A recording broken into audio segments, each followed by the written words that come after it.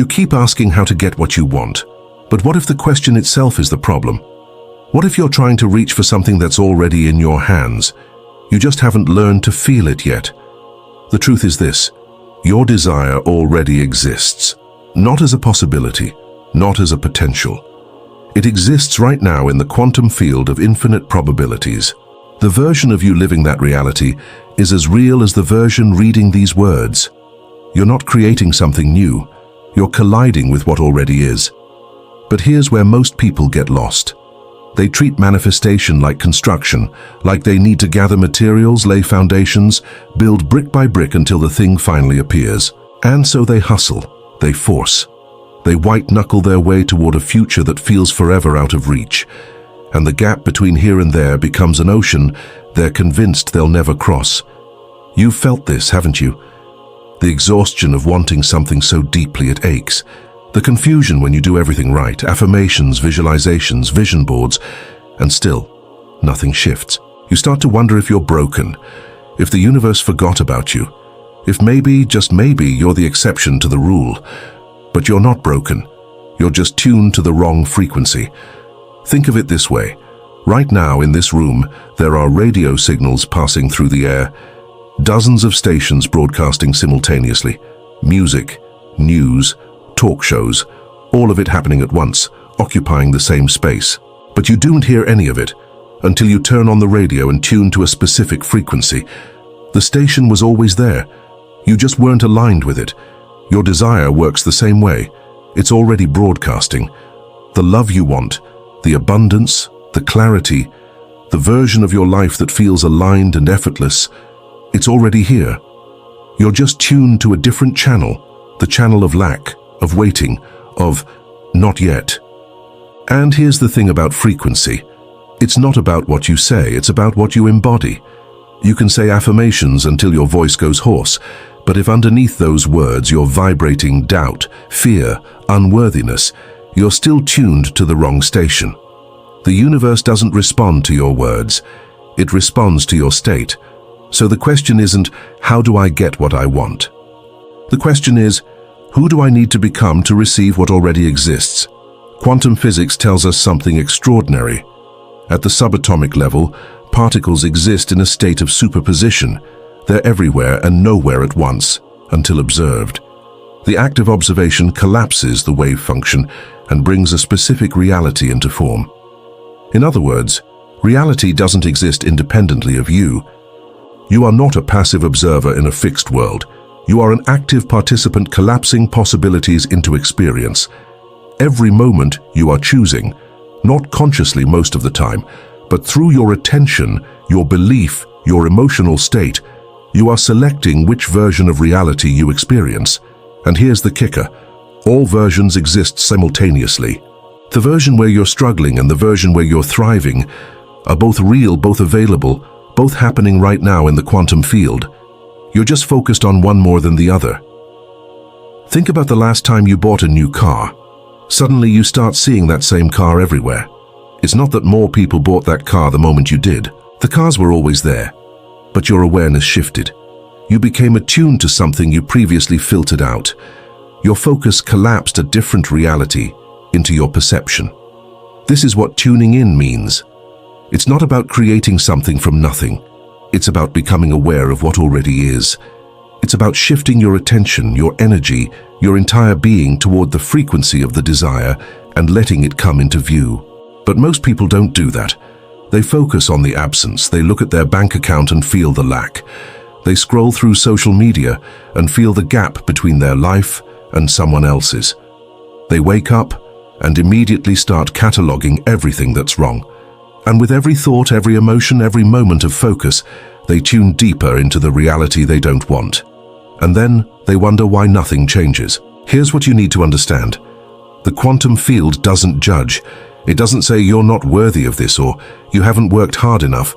It simply mirrors back the frequency you're emitting. If you're broadcasting lack, you get more lack. If you're broadcasting abundance, you get more abundance. The field is neutral. It responds to resonance. So the work isn't out there. The work is in here. It's in the way you hold yourself, the way you speak to yourself, The way you move through your day, are you walking like someone who's still waiting or like someone who already has? Are you thinking like someone who's desperate or like someone who's certain? There's a reason gratitude is so powerful. It's not because the universe rewards nice people. It's because gratitude is the frequency of abundance. When you feel grateful, you're not focused on what's missing. You're focused on what's already here. And in that focus, you align with more of the same.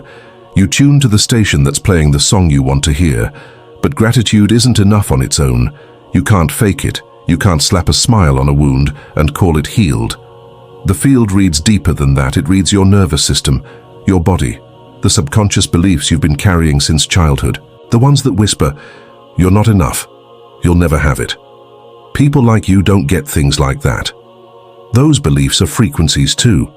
And if they're louder than your affirmations, guess which signal the universe picks up?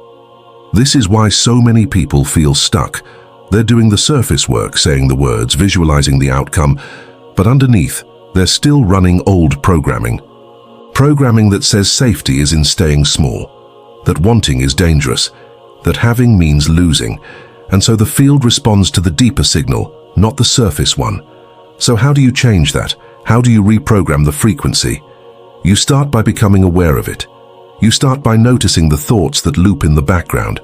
The ones you don't even realize are there because they've been playing for so long they feel like truth. The ones that sound like, "I always struggle with money. Relationships never work out for me. I'm not the kind of person who gets lucky." Every one of those thoughts is a choice to tune into a specific reality, and everyone can be changed. Not by force, not by fighting, but by gently redirecting your attention, by catching yourself in the loop and asking, is this the frequency I want to broadcast? Is this the reality I want to collapse into form? And then choosing again. Choosing the thought that aligns with the version of you who already has the desire. Choosing the feeling. Choosing the identity. Because here's the secret. Your desire isn't something separate from you. It's not out there waiting to be earned. It's an extension of who you already are. The version of you that has it isn't a different person. It's you, tuned to a different frequency. And the moment you step into that frequency, the moment you start thinking, feeling, and acting like the person who already has it, the quantum field responds. Not tomorrow, not someday, now. This is what alignment is. It's not about perfection. It's not about never doubting or never feeling fear. It's about returning again and again to the frequency of the desire. It's about choosing the version of reality you want to experience, even when the physical world hasn't caught up yet, because the physical world is always the last to change. It's a lagging reflection of your inner state. By the time you see something in your external reality, it's already been created energetically. The manifestation happened the moment you aligned. The 3D is just playing catch-up. So when you don't see results yet, it doesn't mean it's not working. It means you're in the gap, the space between the energetic shift and the physical reflection. And this is where most people give up. They look around, see nothing's changed, and assume they failed. They drop the frequency and tune back to doubt. But the ones who succeed, they hold the frequency, they trust the lag, they know the quantum field is responding even when the evidence isn't visible yet. They act as if. They embody the version of themselves that already has it, not because they're pretending, but because they know, on a deep, cellular level, that it's already real. This is the difference between wanting and knowing. Wanting is future-focused. It's the energy of, I don't have this yet and I need it. Knowing is present-focused. It's the energy of, this is already mine, I'm just waiting for the reflection. And the field always responds to knowing. So what does this look like in practice? It's simpler than you think. It's not about adding more. It's about subtracting what's in the way. It's about noticing when you slip into lack and gently pulling yourself back. It's about catching yourself mid-worry and asking, would the version of me who already has this be worrying right now? And then dropping the worry. Not because you're suppressing it, but because it doesn't match the frequency.